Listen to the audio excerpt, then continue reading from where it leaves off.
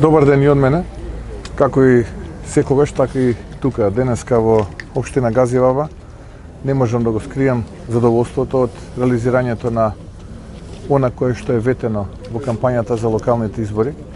Градоначалникот на општина Газиваба кажа кои се проекти кои што денеска ќе ги посетиме, но исто така во периодот кој што следи ќе има и многу други проекти кои што се дел ветени, но бидејќи полека но сигурно се исцрпува она што е ветено, бидејќи веќе голем дел од тоа и реализирано, има и проекти кои што не се ветени, а сепак ќе бидат реализирани, бидејќи се потреба на граѓаните за подигнување на нивото и квалитетот на животот дека во општина Газиваба. Јас на Боби му честитам за посветеноста, за храброста, за трудот, за честното работење, одговорно работење и на администрацијата која што е дел од општина Газиваба, исто така за посветеноста и енергијата која што ја вложува со минимални услови кои што ги имаат на располагање и покрај сите обструкции кои што доаѓаат од страна на владата и институциите кои што се дел од владата, сепак ветеното да го реализираат. Во таа насока информиран сум дека и процедурата за издавање на општинската обврзница овде во Газиваба е завршена и се надевам дека на почетокот од оваа 2023 година Ковачевски и останатите во владата на ДУИ поддржано од СДСМ ќе имаат барем малку чувство за граѓаните во општина Газиваба и нема да го обструираат овој процес, бидејќи тоа е начин да се обезбедат дополнителни средства за да може да се реализираат дополнителни проекти кои што ќе значат поквалитетен живот на жителите одека во општина Газиваба. И апелирам до владата да излезе во пресред. Формалната одлука ја носи владата, ќе повторам, сите оние процедури каде што се прави анализа на барањето на општината ги прават другите институции, тие се секогаш позитивни, но за жал формалноста вели така да мора на крај да помине тоа на седница на влада, да ја стават на седница на влада и да дозволат да помине таа процедура, за да може општина Газиваба и повеќе проекти да реализира во оваа година, па во следните години од мандатот на Боби и на оваа администрација да можеме да реализираме и повеќе од тоа што сме ветиле во кампањата за локалните избори во 2021 година. Сосема на крај, уште нешто ќе ми дозволите да им честитам за ова што го работат овде во општина Газиваба и да ги охрабрам со несмалена динамика да продолжат во периодот кој што следи да ги реализираат проектите кои што преостанаа во програмата од локалните избори во 2021, но и да реализираат проект повеќе кој што не бил ветен, а кој што ќе значи поквалитетен живот на граѓаните овдека во општина Газиваба. Ако имате некои дополнителни прашања, што имам на располагање, повелете. Господине Мицкоски, како дојде до овие односи Скопје-Софија или како што велите вие студена дипломатска војна помеѓу Македонија и Бугарија? Па студената заладените односи, условно кажано студената војна која што се случува во моментот помеѓу Македонија и нашиот источен сосед, навистина не можам да разберам како последица на што се случи покрај свитканата кичма и покрај се што попушти оваа влада, се што прифати нормално наспроти интересите на народот, сепак тие поради својот политички аналфабетизам успеа да ја доведат во една ваква ситуација Македонија и граѓаните и денеска ние да трпиме лавина критики, лавина навреди кои што доаѓаат од политичарите кај нашиот источен сосед и некако како да некој намерно сака Македонија да ја втурне во едно сценарио каде што ќе се политизира европската интеграција на нашата држава, каде што ќе се политизира овој процес на отпочнување преговори со Европската унија, па од политички маргиналци се создаваат политички херои. Политиката на тргни напред, застани, поврати се два чекори назад, со така наречената персона нон грата, па не пупу, се шегувавме, не беше тоа персона нон грата, само доведува до комплицирање на односите, затегнати односи и создавање на голема тензија во општеството.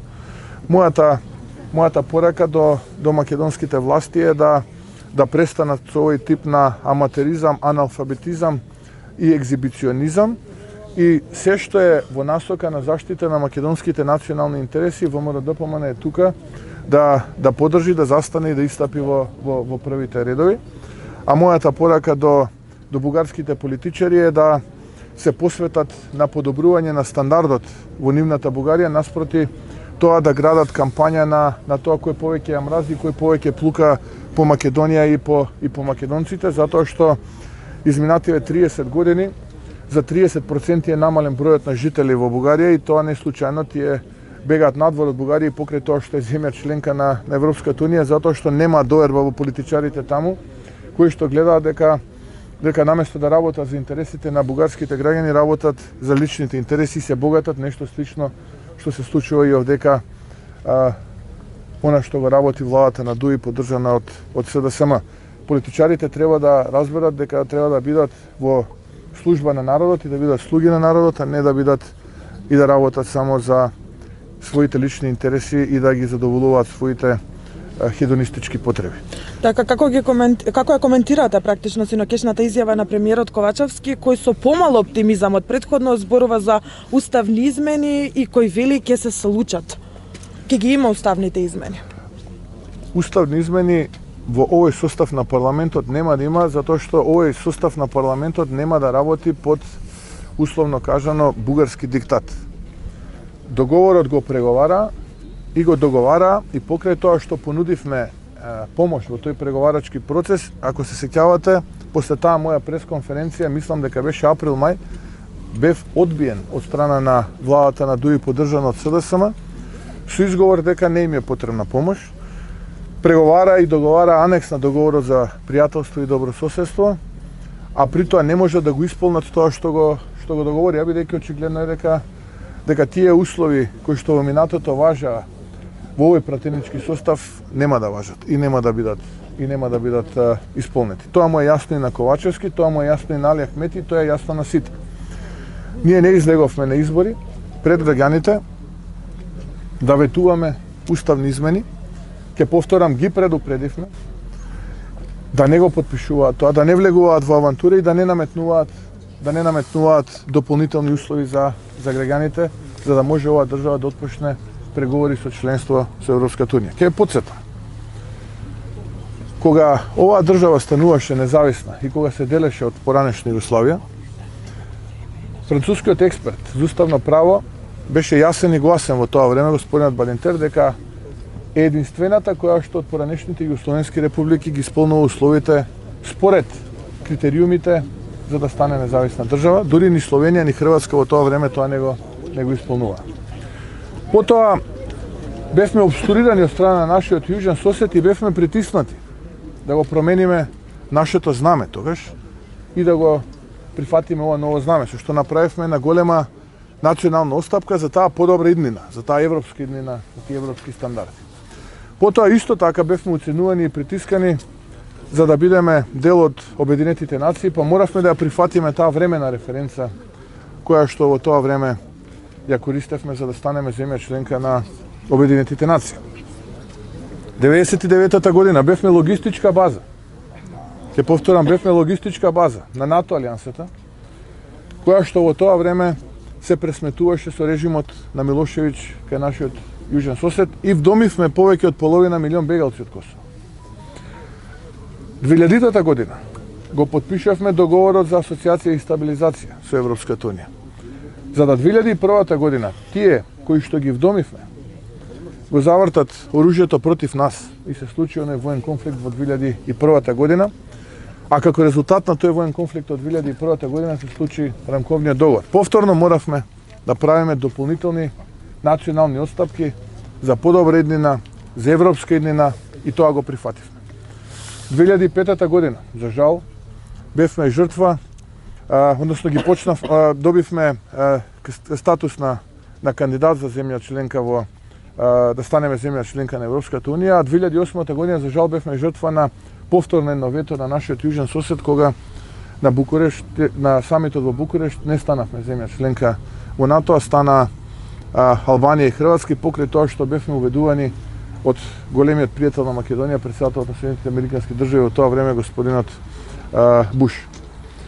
2009 година го добивме првиот извештај од Европската Унија, Европската комисија за почеток на преговорите позитивен, но за жал поради ветото од нашиот јужен сосед повторно не ги почнавме.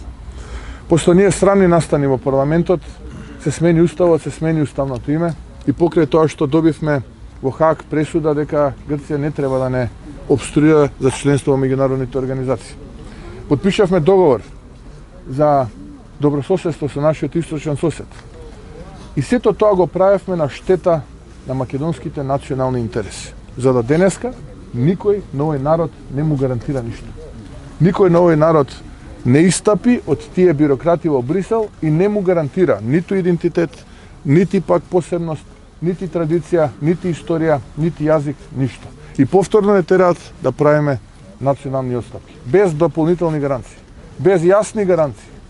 Никој жив политичар во Македонија не треба повеќе да размислува за било какви национални отстапки кои што се поврзани со било какви уставни измени во Македонија. Ке ми дозволите да се надоврзам само што едно прашање околу уставните измени. Како го коментирате евентуалниот влез на Алијанса за албанците во владата, апропо тоа што го зборуваат европскиот пат на државата и уставните измени, односно дали гледате на некаков начин притисок врз опозицијските пратеници да го променат мислењето, односно ставот? За да некој влезе во владата, треба да излезе со програма и да каже: јас ќе бидам дел од тој и тој ресор и на граѓаните ќе им ги понудам овие политики, овие реформи за да живеат подобро. Јас тоа не го гледам од ниту една политичка партија која што во овој момент е во владата, а за жал нити пак од политичарите кои што се дел од Алијанса за албанците тоа го слушам. Во ред, еве, го смениле своето мислење. Не сакаат да бидат повеќе опозиција, сакаат да бидат власт. И ги разбирам. Не можам да ги оправдам, но ги разбирам. Но до крај ќе ги разберам ако видам од таа страна платформа со која што ќе ги спречат автобусите од Гостивари, од Тетово на млади луѓе да ја напуштаат Македонија и да кажат: ние со оваа и оваа политика ќе ги спречиме тие автобуси, напротив ќе предизвикаме од Дортмунд, од Франкфурт, од Женева, од Цирих автобуси да се вратат назад во Гостивари, во Тетово и да ги донесат тие млади луѓе. Или пак ќе ги разберам да речат: еве, ние пошто сме луѓе кои што се разбираат најмногу во медицината, барем така велат, имаат многу доктори во својата партија, ќе направиме таква и таква структурна реформа во здравството и здравството навистина ќе ги нуди услугите за пациентите оние кои што тие ги заслужуваат. Тие ништо од ова не прават. Не велат дека ќе подобрат стандардот, не велат дека ќе подобрат квалитетот од животот, туку цело време велат ќе влеземе во владата. И се постава прашањето зашто влегуваат во владата, ако не за фактот да им се придружат на овие кои што денеска сложно го крадат македонскиот народ и Македонија. Еве, нека ми каже некој со кој друг аргумент тие можат да го оправдават нивниот влез во владата, ако не е ова за кое што јас сега зборувам. Бидејќи јас не гледам програма. Од друга страна гледате владени коалициони партнери кои што велат: ние не отстапуваме ресори, имаме договор. Значи никој не вели: видете, ние сме подготвени да отстапиме ресор на сметка на оваа политика која што ќе донесе некаков бенефит за граѓаните. Сите велат: не отстапуваме ресори затоа што не сме подготвени да отстапиме она што сега ние го црпиме. Тоа не ли ви делува малку лицемерно, лажливо и измамнички? Така Македонија не може да оди напред со овие луѓе. Затоа ние велиме час поскоро превремени парламентарни избори, за да може Македонија да оди напред. Спротивно, за жал, ќе се продлабочи процесот на политички измамници, криминалци, корумпирани политичари и за жал ќе се зголеми бројот на автобуси кои што ја напуштаат Македонија. Што велите, како коментирате на изјавата на Ковачевски дека е задоволен од работата на Али Ахмети и дека влада без Дуи не е добра опција? Јас не можам да кажам ништо повеќе од тоа што до сега сум го кажал, а е поврзано со владата на Дуи поддржана од СДСМ, бидејќи таму поголем фактор е во таа влада Дуи отколку СДСМ и нормално е дека Ковачевски ќе каже тоа што сака Али Ахмети да го слушне. Ако сака Али Ахмети ова да го слушне, тоа ќе го каже Ковачевски. Така што таму отприлика така функционираат работите, се знае кој е стопанот, а кој е послушникот. Во случајот Али е стопанот, а послушникот е Димитар Ковачевски и тоа што ќе му каже овој, тоа ќе изјави Димитар Ковачевски. Човекот во политиката е поставен, не е избран и луѓе кои што се поставени можат да имаат таа политичка матрица, да слушаат претходно тој што го поставил, а сега тој кој што му овозможува ден повеќе да остане во фотелјата, за да може да ги ужива привилегиите кои што ги црпи на сметка на граѓаните и на сметка на државата. Тоа е суштината за неговото политичко функционирање. И мислам дека тоа е многу лошо и затоа ќе повторам, се потребни парламентарни избори час поскоро, да дојде влада која што ќе се избере народот и влада која што ќе работи за интересите на народот. Благодариме. Благодарам.